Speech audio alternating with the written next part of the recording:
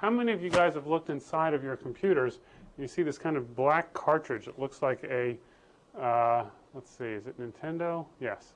I guess the Nintendo game cartridges kind of look like the Intel Pentium cartridges that they put into the slots. Well, if you were to take apart one of the cartridges for the Pentium 2, I'm not sure what the case is for the Pentium 3 and the Pentium 4, what you would see on the inside is a chip, which is the actual CPU, and then you would see two other chips that are fairly big on the outside that are still part of that circuit board that's on the inside of that black cartridge. Now, of course, don't do this at home unless you plan never to use the cartridge again. But if you happen to have one lying around, I recommend that you open it up and take a look. And what's inside of that thing is, here's the processor and the registers and the level 1 cache all on the same die. Okay? And then off that chip, but before it goes to the really big wires that are on the motherboard of the computer, is the level 2 cache. And that's sitting right here on the same little card that the processor chip is mounted on. And so the idea is that the wires in between here and here are fairly short. And furthermore, since Intel makes the whole thing, they can control very well the manufacturing of the circuit board and make the characteristics of those wires very well known. And so they can try to get the latency, the transmission time between this level 2 cache and the level 1 cache as short as possible. Yeah? How big is that? Just so I can get a scale. Let's see, around this large, roughly. Okay. So kind of looks like this. We could open up this box here and kind of take a look. But it's, if you think about a, yeah, but you can see how big it is. Yeah. It's sort of like the same size as a Nintendo 64 game cartridge. You know those little gray cartridges your kids put in? It's roughly that size, a little bit less. Yeah. If L1 cache has 1 nanosecond latency and memory is 60, what is L2 cache? L2 cache, I don't actually know, but I would guess it's on the order of 10. Something like that, okay? Again, it changes all the time, and it changes depending on how fast the processor is that you're going to put in there. So, okay, and then you know that once you go off of this board and onto the main backplane of, or not backplane, the main motherboard of the computer, there are slots for DRAM that look like this. And the wires between here and there are longer. And what we're going to talk about today, and we talked about all this stuff last time, what we're going to talk about today is how this DRAM can in fact be a cache for the disk. And how in fact the 32-bit memory space is going to exist not in the DRAM. We're not actually going to have 4 gigabytes worth of RAM in most cases. We're going to have less than that. But we are going to reserve potentially up to 4 gigabytes worth of disk space for the virtual memory of our machine. Now, the question is why 32 bits, okay? And this is almost becoming a moot point now because the newest processors that are about to come out are not 32 bits in width, but 64 bits in width. And 2 to the 64 is a big number. And so the question is, you know, none of us are running programs right now that are 4 gigabytes in size anyway, okay? We do have disk drives that are that big, and some of them are much bigger than that, or like 80 gigabytes, for instance, is sort of the most recent big disk that you can buy with your system. But the question is, why should the computer have an address space that's so big? And historically, computers have always been made with kind of optimists amongst the engineers, okay? For instance, you know, when I'm trying to remember whether it was the EDSAC or one after that, in any case, it had, some machine there had around 512 words of memory. And they said there's no way you could ever need more than that, okay? Because after all, there are no programs you could possibly write that would need more than 512 words. Well, of course, that sounds totally ridiculous now, but 32 is 4 billion words of memory. Why do we need so much? We don't run programs that are that big. We don't use data that's that big in general. So why do we need so much? And the answer is, well, of course, we know that Microsoft next year is going to double the amount of bloat that they have in their software. And if we do that every year, another doubling and doubling and doubling, pretty soon we're going to be up. But that's sort of a joke, right? Why 32 bits? And when you think about it, first of all, answer number one is you can never tell. Okay? And the history of computer architecture is full of examples of people saying there's no way they could use more than 16 bits. There's no way they could use more than 18 bits. There's no way they could use more than 20 bits. Who knows the story of 20 bits on the IBM PC? Anybody know that? Yeah. What is the story of 20 bits on the IBM PC? Yeah, as I remember, for backwards compatibility, they require the programmers to always keep track of 20 bits. They would turn that into a 24-bit address, if I'm remembering. Well, there's this really terrible thing. When the IBM 8088 first came out, the Intel 8088 first came out, which was the chip that was used in the first original IBM PC. Okay? It's also the same as the 81, it was just the 8088. Okay? This was before the 186 and the 286 and the 386 and so forth. The guys at Intel said, well, we're just designing a little rinky-dink microprocessor here. This isn't a mainframe. And there's no way that the user is going to use more than 20 bits of address space. Okay? 20 bits, as you know, is 1 megabyte, right? 1 meg is 2 to the 20. And so that's how large the DRAM in your system could get. And actually, if you run a IBM PC in the standard mode, the most that you can address is 20 bits. And then when the 286 came out, they had to have all these crazy kind of ways for you to have a 1 megabyte window into a memory system that was much bigger than that. And so it became hard to break this 1 megabyte barrier. It moved up to 24 bits, and each time they kind of bumped it up a little bit more and a little bit more and a little bit more. And finally, with the 386, they came out with what was called protected mode. And this was a new mode for the processor to operate in which case it had access to all of the memory and didn't have to look at it in terms of a 1 megabyte window at any given time. Anyway, it's just this terrible, it's just a shameful thing if you think about it throughout the history of processor design, where people seem to think, well, there's no way that they could use more than X. Okay? So the trend nowadays is to say, let's always overestimate how much space the person could use. How many people have run into problems when installing a hard disk in a system where the BIOS of the system can't handle the fact that the disk is bigger than the BIOS thought it could ever be? Anybody have that happen, right? So what is it that you need to do? You either need to, now the BIOS in a computer, just to let you know what that is, it's a program in the read-only memory of a computer, and it basically tells the computer what to do when it first starts up, and also has handling routines in there for how to do reads and writes to the disk drive, and reads and writes to the keyboard and the video system and things like that.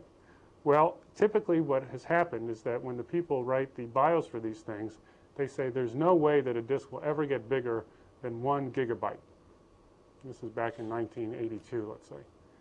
And of course, the day comes and the disks do get bigger than 1 gigabyte, and all of a sudden the BIOS can't talk to that disk anymore, and you can't boot off of it anymore. And it's a big hassle, and the people that sell bigger disk drives sell special pieces of software to kind of fool the BIOS into thinking that the disk is smaller than it actually is. Okay? And then the other option is you can go and you can try to get a new chip for your computer with a new BIOS, or these days you can actually download new software to update the BIOS of your chip. But anyway, that's reason number one. Reason number two for why we want the address space to be big is because large address spaces are convenient. Okay? Now let's think about this in terms of addresses for people's houses. Let's say that I was designing a city, and it started out sort of as a kind of a, I don't know, farm town, right? And the houses were spaced fairly far from each other. How should I number the addresses of the houses? Should I number them 1, 2, 3, 4 as I walk down the street going through big fields from one house to the next? Or might I want to number them 100, 200, 300, 400 because I had some idea in my head that someday sprawl will come to the wonderful farm town and fill in those spaces in between the houses, And this way I could put more stuff there. Well, it turns out ideas that are similar to that happen in addressing things inside of a computer as well. It makes sense often to have the address space of a computer filled very sparsely, okay? Because it allows for new data items to go in between the items that are there now, okay? Examples of how this is set up.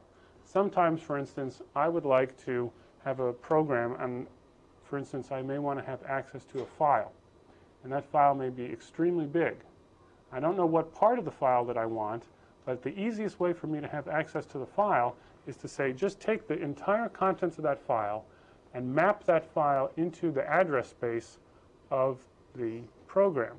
And then the program can access the contents of the file just by doing loads and stores, and not by doing special operations to read and write the disk. And that's a tremendously powerful way to access files, and it's called the memory mapped file. In order to do that, my address space of the machine has to be big enough that a file, no matter how large, can fit in it. And again, we're seeing that 32 bits may not be big enough, because this says that the biggest file that I could map in, assuming the program was very small, is what? 32 bits worth of stuff, or 4 gig, right? And some files might be bigger than that. So here's a reason why I might want to go to 64 bits. Another incredible idea is with inter-process communication. How about mapping into the address space of one program all of the possible variables that are going on in every processor throughout the entire world? What's so bad with that? And that way, if I want to talk to a processor in Pakistan, okay, I go to address space such and such and such and such and do a load or do a store. And those reads and the writes to the memory system would, in fact, cause communication over the internet, which would then cause data to come back and forth there. And that way, my one piece of software could treat everything out there in the entire web as available to me simply through the means of reading and writing memory. Kind of a wild notion. What if I wanted to map every web page that's ever been written into my memory space? Wild, wild notion, right? Every file that's ever been written in the whole world. Can I fit that in 64 bits? 2 to the 64. How big is that? That's, well, 2 to the 32 is 4 times 10 to the 9. So 2 to the 64 is 16 times 10 to the 18th. Okay, how big is 10 to the 18th? That's a pretty big number. Do you think that the number of web pages is less than this? Do you think the number of characters that have ever been typed in the world is less than this? No. That a human being has ever typed? No? How many people are in the world? 4 times, what is it, 6? Sorry. Well, you know, times change, right? 6 times, people have been busy. 6 times 10 to the, what? 9 people per Earth, okay? Okay. Okay, that's a pretty small number. How fast can you type? 1 character per what, second? 60.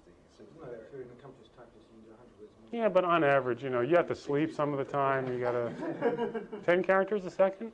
That's what, 10 words a minute. But let's say 1 character per second. How many seconds in a year?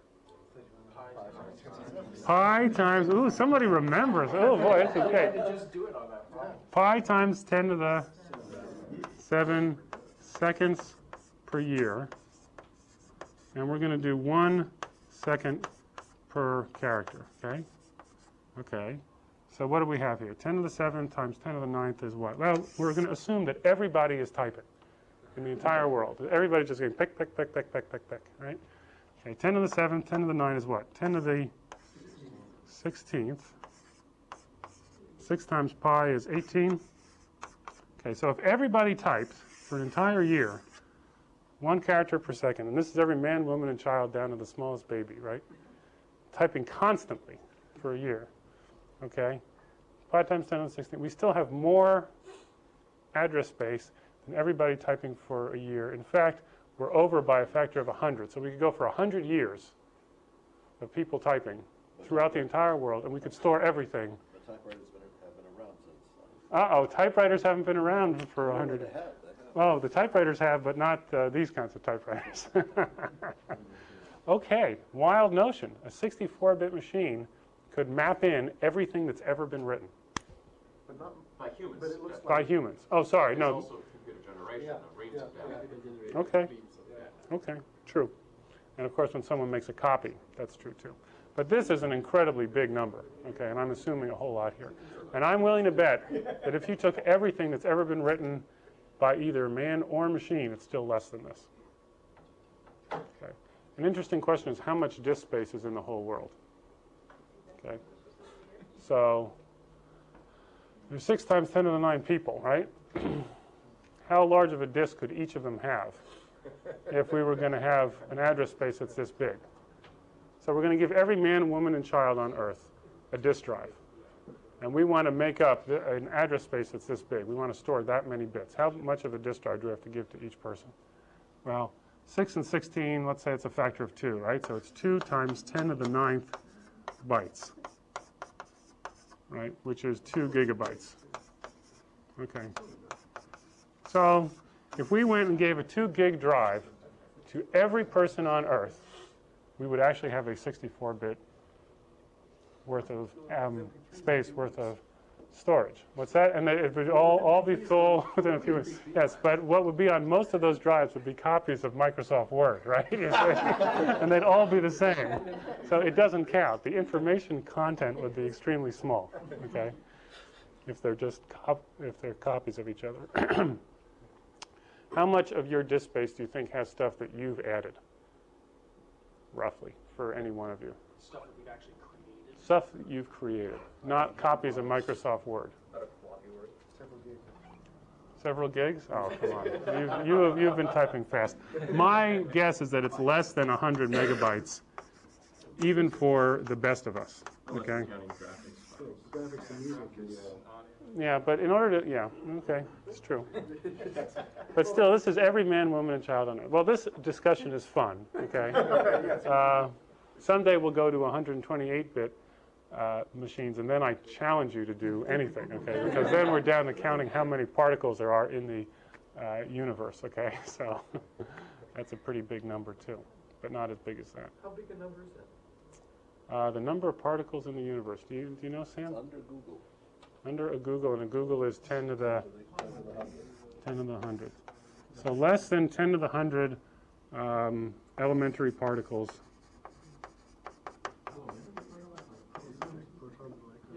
Well, you know, that's only a few factors less, so that's only going to change us by a few particles in the universe, per universe. Okay, so when we get to 2 to the 128, we're really getting up there, right, in terms of the amount of storage. And we could have an address space that was 128 bits wide easily, simply by making our bus only 4 times bigger than it is now. Okay, and we may want to do that. And the question is why? Well, the answer is that it means that we can create a structure that is extremely sparse but very easy to access. It would be fantastic. I think it would be an amazing thing to map the entire World Wide Web into one address space. Okay, because through loads and stores, I could access anything. And furthermore, here's another wild notion. If the address space was big enough, the addresses might not have to ever change. And what's wrong with the internet right now? What's the trouble with the internet? How hard is it to get an IP address? IP addresses are 32 bits, right? And what's the trouble with the IP address system? We're running out of space. Now, are we really running out of space? Are there more than 2 to the 32 machines? No. What's wrong is that they decided to segment the address space, right, and say the top byte means this, the next byte means that, the next byte means the subnet, and finally the byte that's left usually means the machine within the subnet. And so it was tremendously handy to sort of divide up this address space into big chunks, saying, you know, here's North America. Actually, what they really did was it. They said, this is North America, you know, and this is, you know, all of the rest of the world, right, you know. And we're going to put France down here because, you know. And Africa is going to be this tiny little piece down here at the bottom. And of course, they've run out of space because they've divided this up and certain parts have run out of space. Well, when the internet was created, do you know what the guy said? There's no way we could ever need more than 32 bits. That's the same guy It's the same guy who's given us all the other trouble, the 20 bits in the PC, all of these other things. So you get the idea that lots of bits is a good thing, okay? Okay. But, despite the fact that we're going to use a tremendously big address space, we can expect that that address space will not be very filled in. It's going to be sparse. It's going to be full of holes, just peppered with a few places that are used, but most of it is just going to be holes. And so when we design our memory system, we want to take that into account because, God forbid, we should be forced to buy 4 gigabytes worth of DRAM in order to make the machine work. Or if we have a 64-bit machine, we have to buy 2 to the 64 bytes or words of DRAM in order to make it work. So here's what we're going to do. We're going to pretend. Okay, so I have these little kids, right? They love to do this. And we're going to do the same thing. We're going to pretend, in the case of our 32-bit machine, that there are really 2 to the 32 bytes or words, depending on what kind of machine we have, of virtual memory. But we're only going to implement the memory that's actually used. So let's say this big stripe here represents the address space, and the white parts of the stripe are the places that are not used. And these little gray parts here are the places that are used. Okay? Our CPU will see this entire stripe, but we're going to fool it. We're going to have a little map that every time the CPU tries to access a given place in this thing, that map will translate a particular location in this large space into another location in a much more small place. And that map is going to be called the virtual to physical page table. And here's how it works. We're going to take the 32-bit address that's over here, and we're going to say, you know what? Let's divide memory up into a set of blocks that are going to be called pages, just like the pages of a book. And we will use the low-order bits of the address to specify where within a page we are. So as an example, if the number of low-order bits here was 10, we could specify anything between 0 and 2 to the 10 minus 1, which is a number between 0 and 1023. And that'll tell us where within a page we are. And this other bunch up here, these bits that are left, the higher order bits, are going to tell us what the virtual page number is, which of the pages within the virtual space we have. And those page numbers are going to be mapped to physical page numbers by a virtual to physical page map. So it takes a virtual page number in over here and converts it to a physical page number down over here. And notice that the number of bits over here is smaller than the number of bits up here because we're only going to implement in the physical address space those pages that are actually used.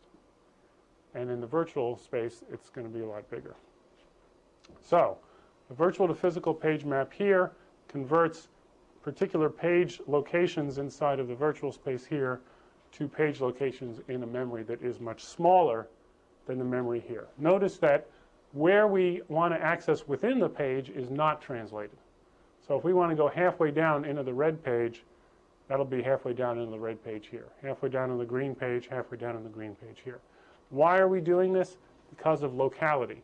Chances are that even if we're not using this part of the space, if we are using one part of the space of this red page, there's a pretty good chance that we're using other places near there. And so that's why this blocking into pages makes sense, because of spatial locality. Everybody get this? If there's any questions about the fundamental idea here, now's the time, because we're going to kind of go to the next stage. Okay. Are you going to be explaining how that actual mapping occurs? I absolutely will. In fact, it works like this. P is going to be the number of bits that we're going to use to determine the offset within a page. And the examples, since I can't write on this thing here, that I'm going to use here is that P is going to be 10. I'm going to do that just for now. Now, this is actually typical of technology. Maybe 5 years ago, the pages were around 1K in size. These days, pages have gotten a little bit bigger, perhaps 8K, perhaps even more. But for now, let's say that the virtual address comes out of the CPU saying, I want this thing, and this is 32 bits, okay? The 32 bits is going to come down here, and we're going to break it up into two parts. One's going to be the page offset, and that's going to be P bits, and that's going to equal 10 bits. And then there's going to be the virtual page number, and I call that V bits, or V bits. And since this is 32 and I'm stripping off the low order 10, how many do I have left? I have 22 bits left, okay? So how many virtual pages do I have? I have 2 to the 22 virtual pages in my system, which is how large? 2 to the 22 equals what? 4 meg pages, virtual pages. And how large is each page? Page size equals 124, because it's 10 bits. 2 to the 10. Okay? Now I'm going to take the virtual page number, I'm going to put it into my virtual to physical page map, V to P, page map, and out will come, I think I used M, with the physical page number.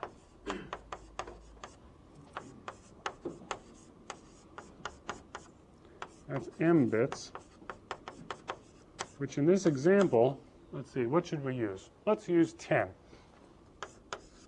Okay? And then those will be combined to create the physical address.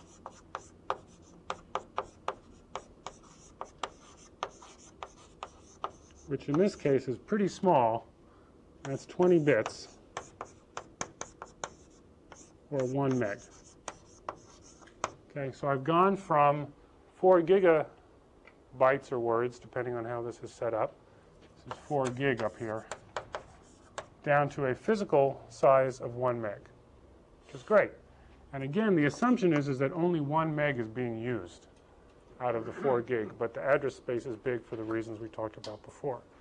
Now this virtual to physical page map, all it is a table.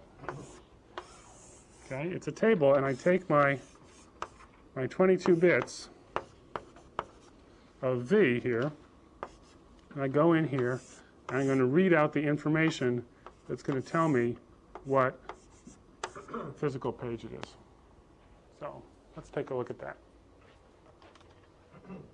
Here's what the table looks like. The virtual page number comes in here and tells us which virtual page we want. This is going to look a heck of a lot like a direct map cache, okay? Except we just take the virtual page number and find a particular entry in the table. We look it up and we find out what the physical page number is. We need M bits to represent that. We're also going to have 1 bit that's going to be the valid bit to tell us whether or not that page exists. And that valid bit better be off for almost all of the entries in the table here. Why? Because, as we said, the virtual space is very, very big. The number of rows in the table is very, very big. But the number of physical pages that are actually implemented is going to be smaller. Okay? And so for all of the virtual pages that actually are not implemented, for the ones that were blank in the picture before here, all the blank spaces here, that valid bit will be set to 0. Only for the pages that are actually mapped will the valid bit be set to 1. Yeah. This is hardware? This is hardware. How is it then that you can put an arbitrary amount of RAM in your computer? Because it's, well, I'll tell you in just a second. Okay. We're going to talk about how large the table is and how, in fact, the table isn't what we think it is. Okay. So, what's the width of the table, it's m plus 1 bits. We need m bits for here and 1 more bit for the valid bit. And we expect only how many of the valid bits to be 1? 2 to the what? 2 to the m of the bits are going to be 1. How many rows are there? 2 to the v, right? 2 to the v is pretty big. So this table is going to be a pretty large thing. In the case where v is 22, it's going to be 4 million rows long. And a table like that is extremely big, and most of the entries in the table have the valid bit set to 0, and thus are not storing any useful information whatsoever. So what are we going to do to solve this thing? So these are physical pages are only RAM, they're not like hard disk kind of thing? So far, they're only RAM. Okay, in a few seconds, I'm going to talk about how they're on the hard disk too. What we're going to do in order to make the table not as big is we're going to recognize that there are, in fact, big blocks of the table itself where that valid bit is 0. And that means that we don't have to bother to store those parts at all. We can just say this whole chunk has the valid bit set to 0. In other words, we will page the page table itself. We will block the page table up, which has 4 million rows in it, into pages. And we'll say which of the pages of the page table are valid and which ones are not. And for the ones that are not valid, we won't bother to store anything at all, other than the fact that there's nothing valid there. The idea, going back a few slides here, is that there are huge tracts of the virtual space that are wastelands, that have no data in them at all. In other words, many, many, many pages in a row, in fact, one whole page table page worth of entries in a row with nothing. And so we shouldn't bother to store those. And so a typical setup for that is for there to be 2 levels of page map like this here. And that makes the size of each of these maps much less. Okay, question? When you say nothing, do you mean absolutely nothing or completely random combinations of ones and zeros? Well, there's nothing valid there. The computer is not expecting there to be data there. It's never stored anything there. It doesn't expect if it does a load from there Right. that it would mean anything. But there's likely to be some kind of charge there. or not? Well, keep in mind we're talking about the virtual address space, not the physical one. So Right. it's not that that storage even exists at all. The same way that an address for a house that hasn't been built yet, the house doesn't exist yet. So the bits don't exist yet for these places. We've just reserved the address space for them. And what we're trying to do is figure out a way to map. You know, let's say that we decided, because Sprawl is going to go and build houses in between all of the houses that we have, that we're going to convert our houses to be an address of 1 million and 2 million and 3 million and 4 million. And let's say we wanted to build a table that went from your address to where you were on the planet Earth, okay? You might be tempted to say, okay, that's just a table. So if you're at address number 1, then you live here, and here's your GPS coordinates on Earth. Or at address 2, you're over here, right? And so on and so forth until finally you get to 1 million, 10 to the 6th, and finally there's a real house that's valid, and your GPS coordinates are here. Now look, you've just created almost 1 million entries, all of which, if they had a valid bit, would have the valid bit set to nothing. And then finally 1 set to 1, and then a whole bunch more set to nothing. And this is all to account for future growth. Okay? Should you store this part of the table? No. Let's go ahead and say I'll block the table up into pages, okay? And when there's a block that has 1 or more valid entries in it, I'll store that part of the table. But for all the rest of these, I'll just store a little check mark saying that there's nothing there. Okay? So that's the idea of paging the page table itself. Another great example of this, the phone system, okay? Everybody used to live in area code 617 here, right? Wasn't that great? Right? You didn't have to remember, is it 781 or 508 or da-da-da-da-da, right? And I still can't keep track of these things, right? What happened, they said you couldn't possibly ever need more than 7 digits for Eastern Massachusetts. It will never happen, right? We all live in 617. Then, of course, it did happen, right? So now they added more codes and more codes and more codes. And what's worst of all is that they caused us to change, right? Do you guys actually know the history of this thing? Right, so it used to be that all of Eastern Mass, right, was, so here's 617, and all this stuff over the left was 508. 413. Well, 617, 508. But 508 is only 10 years old. 508, so then they added 508, right? And then recently they went and said, no, what we're going to do is we're going to put 617 here, right? And then this is going to be 781, that's where I live. And then there's like a gazillion other ones here, right? Okay, I don't even know what they are, okay? But they made this so everybody needed to change, right? And then recently, do you know what they just did like a month ago? They said, guess what? This isn't good enough either. And so they're adding another half dozen area codes. But everybody got so pissed off from having to change so soon the last time that they're not going to force us to change, but instead they're going to distribute those throughout all of the different ones. And in other words, within my town, there'll be some phones that are 781 and some of them that are some other one. And they're going to force us all to dial all 10 digits for every single phone call. Okay, and some of you guys do that. And that's called the overlay system, which is actually better because it means that you don't need to ever change your phone number, the new ones. But they did the worst of all possible things here, which is that they forced us to change, and then they did the overlay, okay? So it's just the worst of all. But the reason this is so bad is that they didn't think ahead how many phones will people have in the future when they did this thing. No, but isn't it also fair enough? You didn't want to dial like 10 digits. Like Well, so there is this kind of a trade-off in between the two. Actually, what I really want to do is I want to pick up the phone and I say, let me talk to Shy, right? And it just figures it out, right? So, and hopefully in a few years we'll be able to do that. But, okay, paging the page table is a way of saving on the memory. Now, you asked whether or not this is in hardware. The answer is in some systems it is in hardware. In most systems, actually, the answer is no, it is not in hardware. It's in software. So this is a memory structure. These maps are in memory somewhere, okay? Except for a very, very small page map, which has to do with how the computer first starts up. So, for instance, the page map for the operating system itself may actually be stored in a known place that the hardware knows about. But the other page maps are typically in software-defined places. Are each of these levels going to slow down our memory access? You bet. And we're going to have to figure out a way to make that better. Okay? And we'll talk about that too. Okay. So that was idea number one.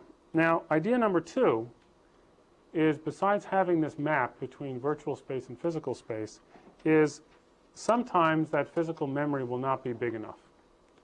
And it's not just that we want the address space to be big, but sometimes the programs are going to be bigger than the physical memory of the system allows it to be. Now, the truth of the matter is that these days, when you buy a computer, it is hardly ever the case that you are running programs that are bigger than the physical memory of the system. Okay?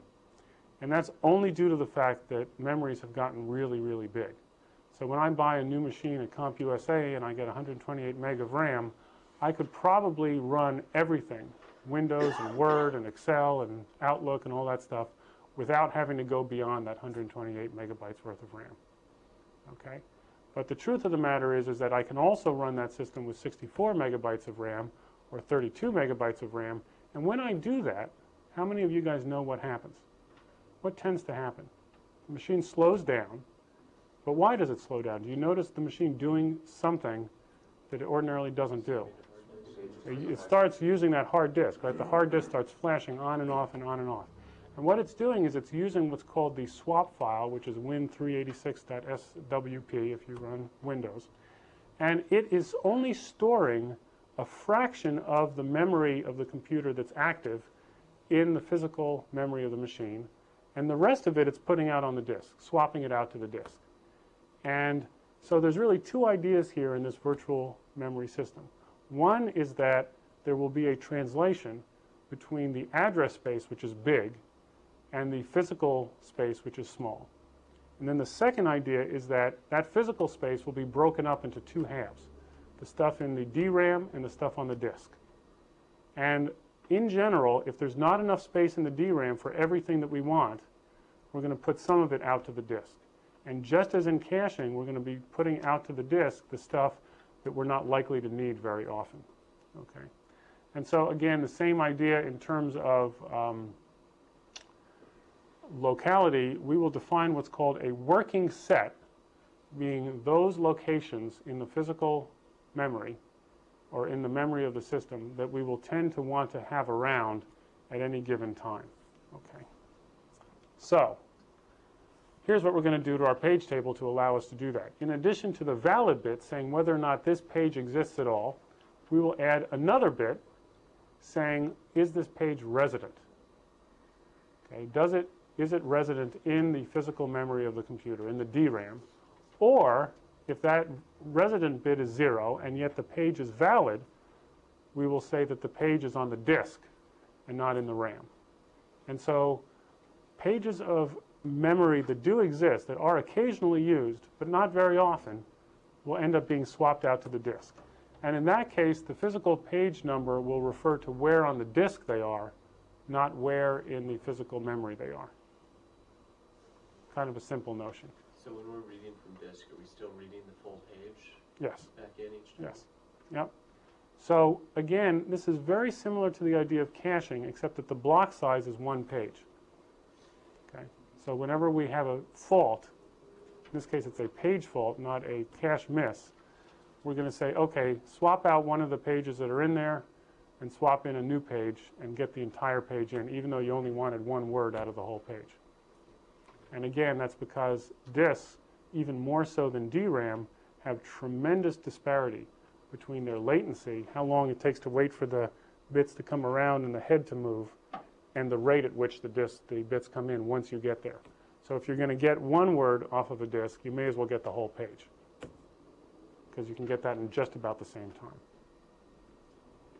So that's how the resident bit works. Is it resident in DRAM, or is it sitting out on the disk? Furthermore, we will occasionally want to be somewhat careful about allowing our program to write certain locations either in memory or on the disk. As an example, we may have in the virtual memory of a program two sorts of things. We may have parts of the operating system mapped in to the address space of a particular program that is running.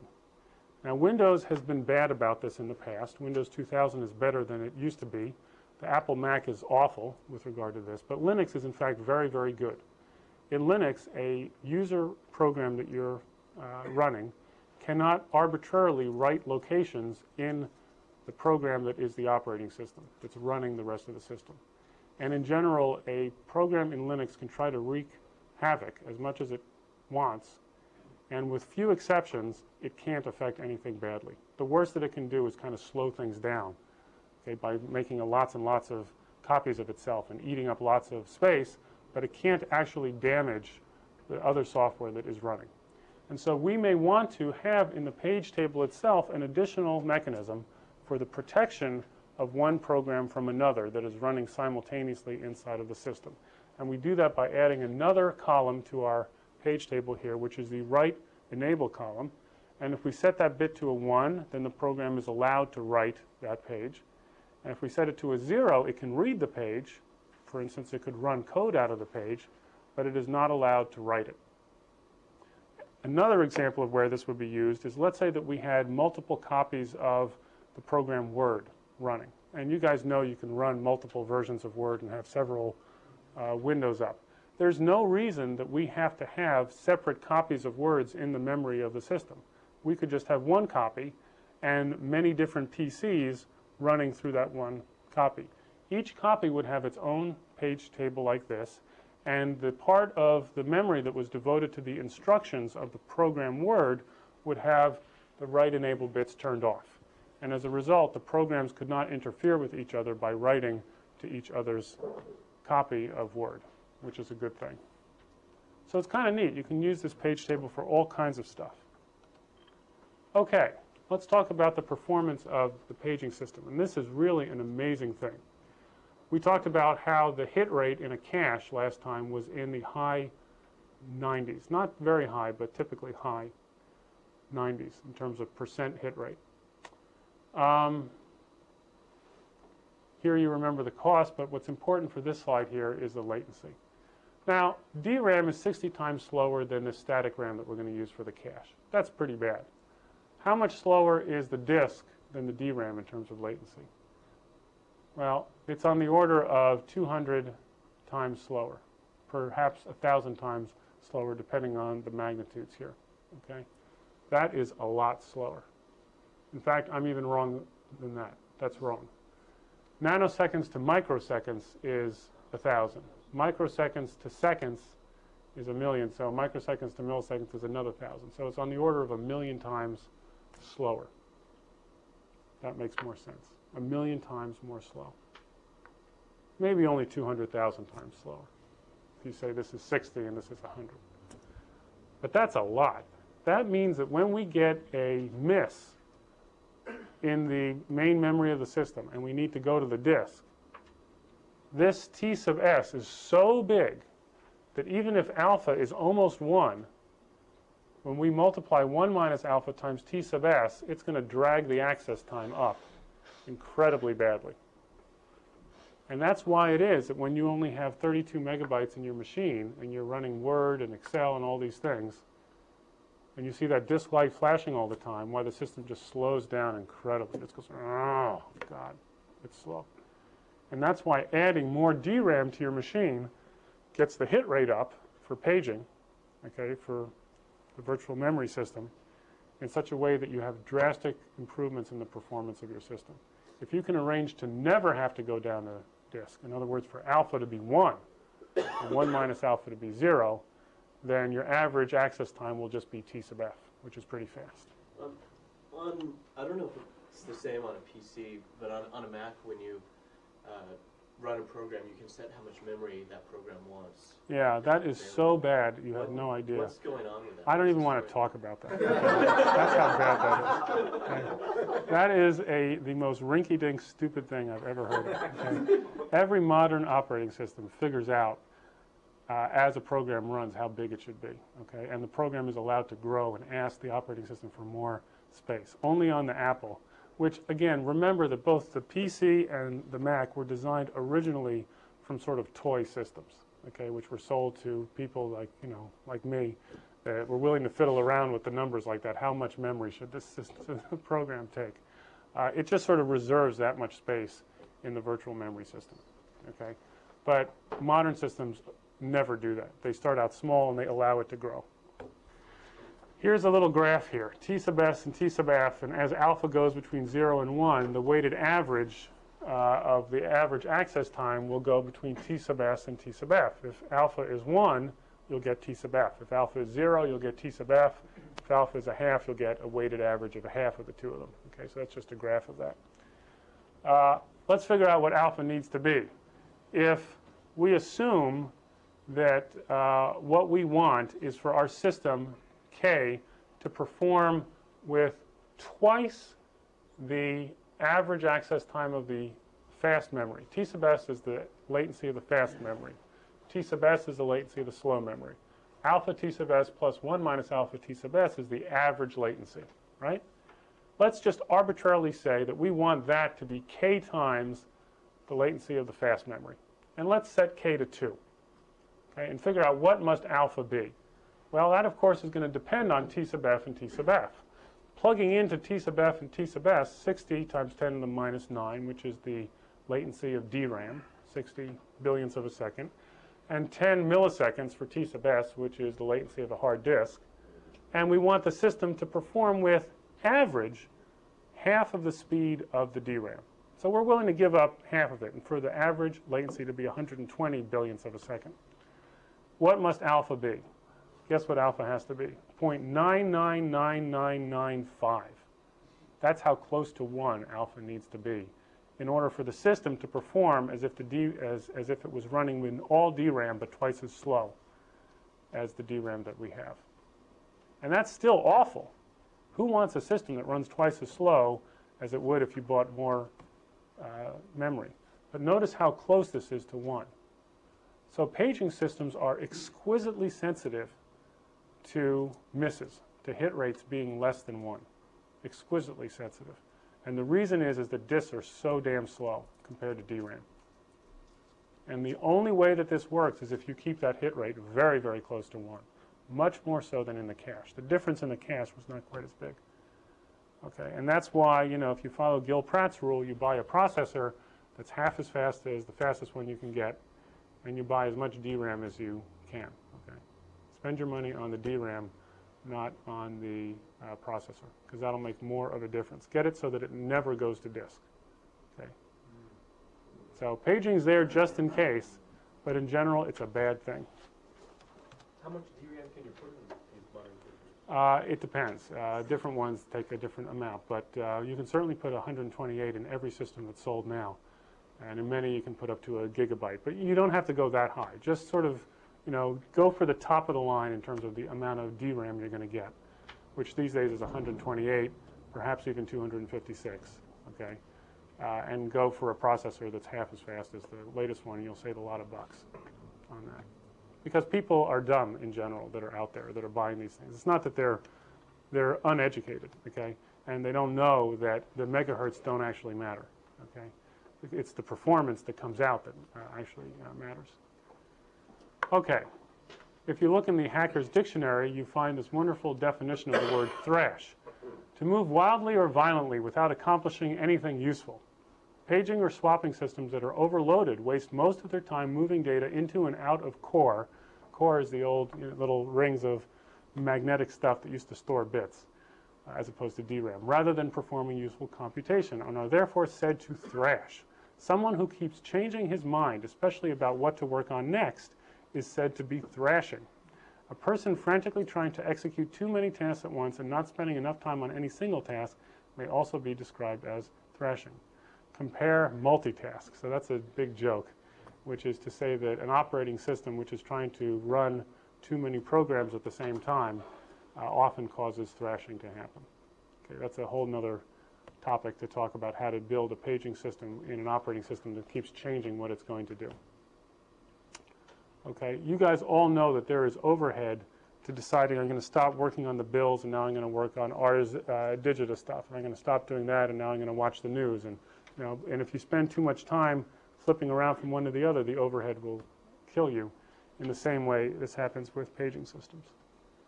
Okay, but let's assume that we don't thrash. How are we actually going to figure out which pages in the memory to replace? So it's time now to do that occasional thing and bring a page from the disk into the main memory of the system. This means that we have to decide which page in the main memory of the system to throw out. How are we going to do it? Well, we spoke last time in terms of cache replacement strategies about how great it would be to sort of throw out pages that were really old, because we believe that the locality principle says that pages that we access recently in the past are the most likely to be the ones that we will access recently in the future, or soon in the future, I should say. So one way of doing this, and a very easy way to do it, is first in, first out. We have this thing. I don't know how many of you know the story of Passover, but you know, this is sort of the angel of death here, going from house to house. This is the pointer of doom, so I put it in slightly less horrible terms, okay? Actually, those of you who do know the story of Passover will absolutely love what's going to happen next, because it turns out that there's actually, so who would like to say what the story is of the final plague that happens in the story of Passover? Anybody here want to volunteer?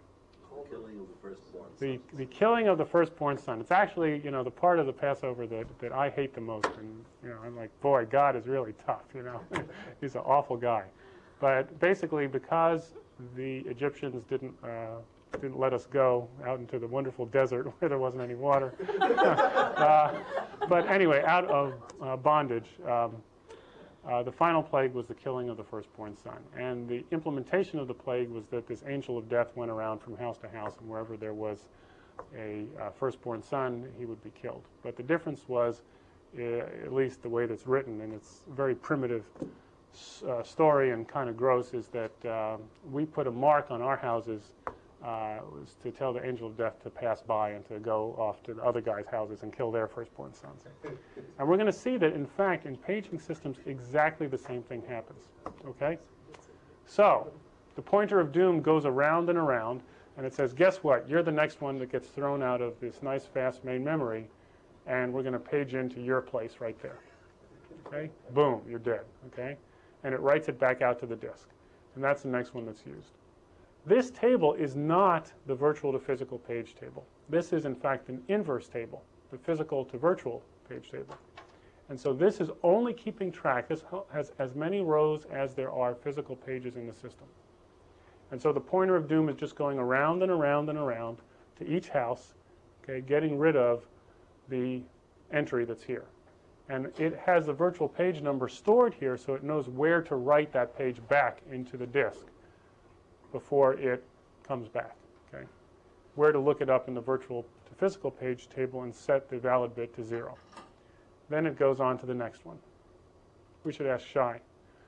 The Passover story, the final plague, Shai, what happens?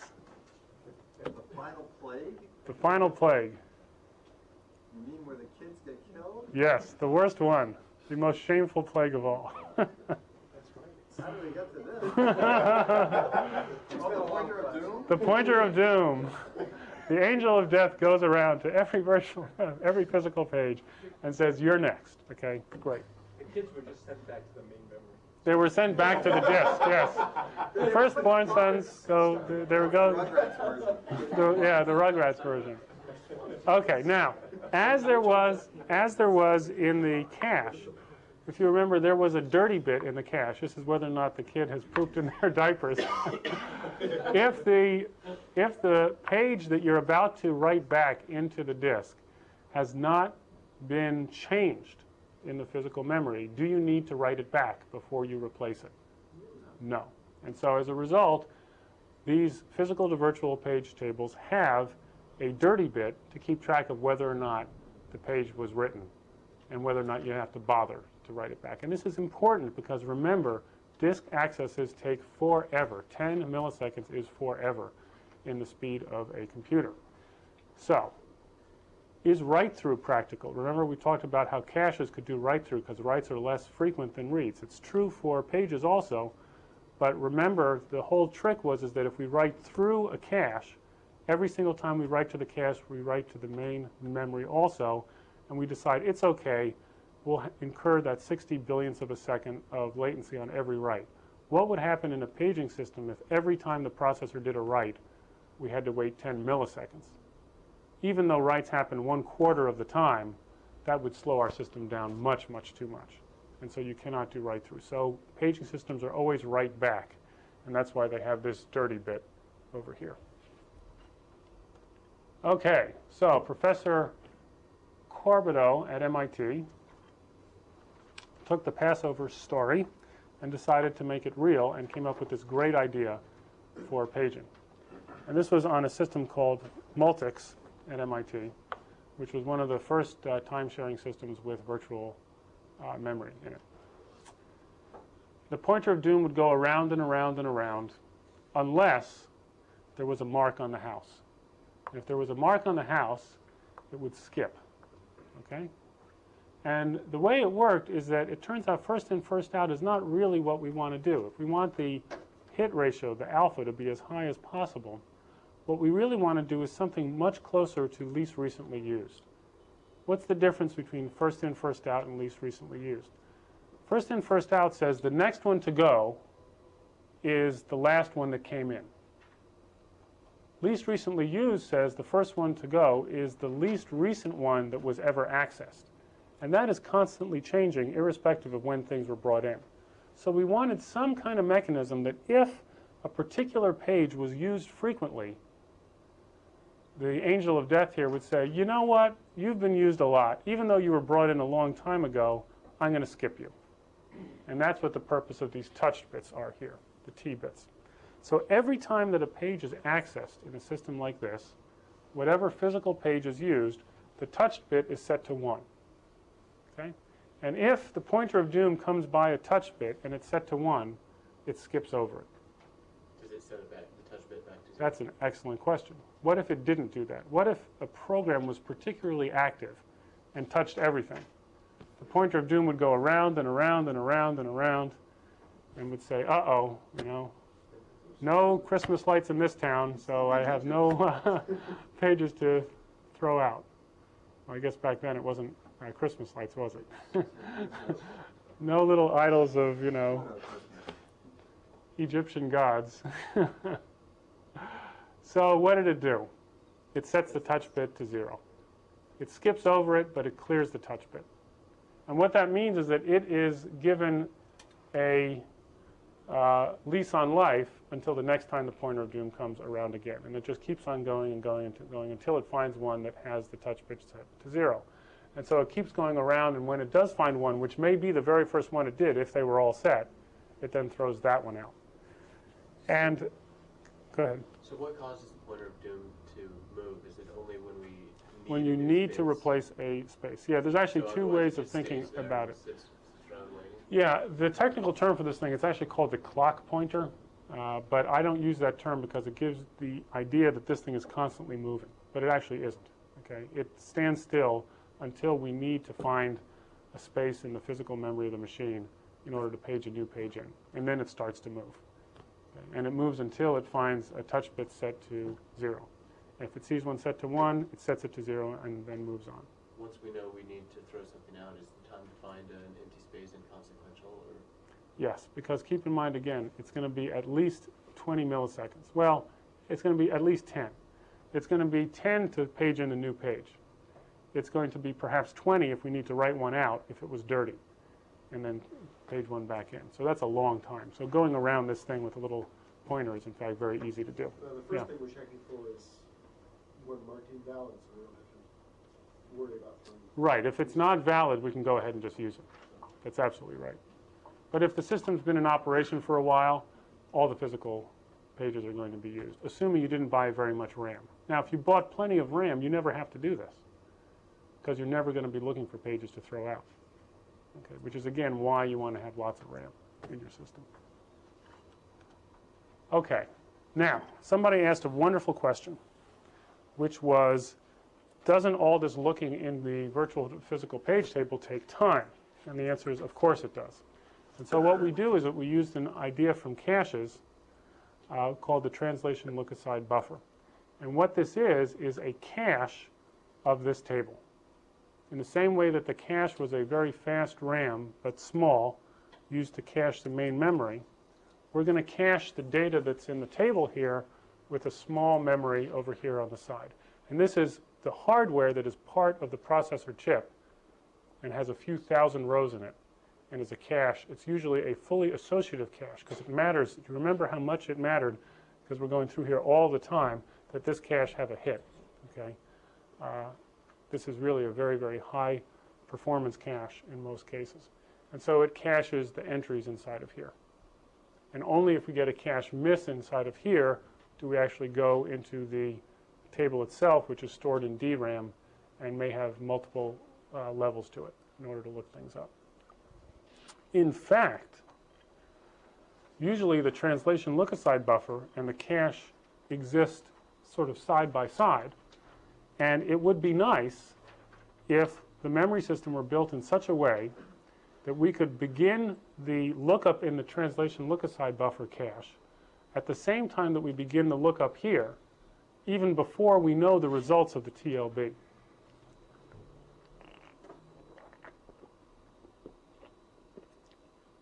How could we do that? We have a choice when we cache things. We can cache data items, and the tag inside the cache could have information corresponding to the virtual address, the red line here and the green line. I'm sorry, Sam, if you can't see it, but on the top.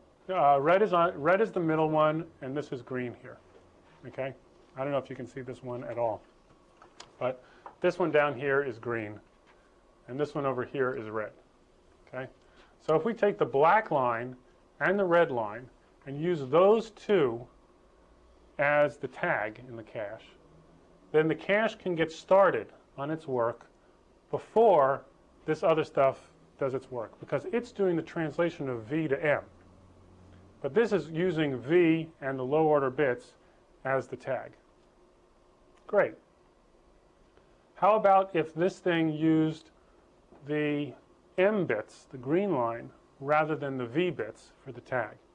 Could it also begin to do the work of trying to figure out if there's a cache hit or a cache miss? The naive answer is no. It has to wait until the virtual to physical translation is done, until it can compare the tag that comes in to the tag that's stored. That's the naive view. Now, why would you want the cache to be on this side of the virtual to physical page map instead of that side? Why would you want it closer to the memory bus? We actually said why in the last lecture. Those tags are shorter? That's one idea, yes, that's true, but that turns out to not be that big a deal. The number of bits here is a fairly small number.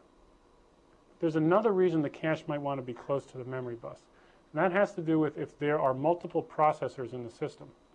Remember the issue of keeping the caches coherent, keeping them synchronized with each other, so that if one processor did a write to its cache, and the data value was also had a copy stored in this cache here, that somehow this cache could be informed of that information over the memory bus. And the way that this cache would do it is by snooping, by listening to the memory bus. And when this other cache did a write through, this cache over here would observe the transaction on the memory bus and either invalidate its entry or actually write the new value in there. And that way the caches would all stay synced up with each other. Well, if the cache is using information from this side of the virtual to physical map, it's much easier for it to tell whether or not something that's going on the bus is meant for a copy that's in here. It can directly compare the bits in the address field on the memory bus to the tags that it has here. On the other hand, if it's way up here, it needs an inverse map in order to figure out if something that's going on down here on the bus corresponds to tag bits that are in here. So in fact, it is quite common in multiprocessor systems for the caches to logically be placed after the virtual to physical page map. And that sounds awful, because what it means is that we need to, on every access, every normal access inside of the processor, we need to do the translation first and then the lookup in the cache. And the cache is supposed to make things fast, but my God, this translation takes time. But that's only true until you look inside what's going on. So let's take a look inside the cache itself. Are we talking specifically L2 caches at this point? Let's not worry for now. Let's assume that there's just one cache. And, but it's pretty much, yes, you are right, it's pretty much the L2 cache. Inside of this cache itself come in some bits. Okay, this is the offset page. Let me write this the right way. Offset in page. This is where within a page we are. And here's page number. Okay, these bits are combined and go into the cache unit. Here's the cache unit. Well, how do we actually treat these bits here? Whether we have a direct map cache or a set associative cache, we take these bits and we break them up again. And we break them up again into some low order bits. Remember, that's the hash function for the cache, which is then used as an index into the cache. And the cache may have, if it's a set associative cache, n different ways, but it's still going to take low order bits to figure out which row we want to use.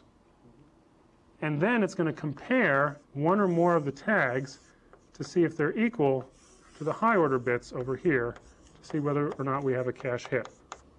Now, remember, the virtual to physical page map is operating on these top bits. And if we think about this clearly and look inside the box, as long as the number of bits in the offset in page is wider, is greater than the number of bits that we strip off here, we can think about this as actually consisting of bits that go down here and bits that go down here, and some of the extra bits, if this is wider than that is, come over to join us over here. Now, next question. Do we need to wait for this to finish before we can begin to do the read of this row? No. And that's fantastic, isn't it? So if we're clever about the design of the cache and the virtual memory system as a whole, then we can decide that the number of bits that we're going to use to index into the cache is less than the number of bits we use for the size of the page. And that way, this work, and remember this has the TLB going around it, right? The translation look-aside buffer, which is a cache itself. This can begin work at the same time that we do the read over here. They can both get started at the same time.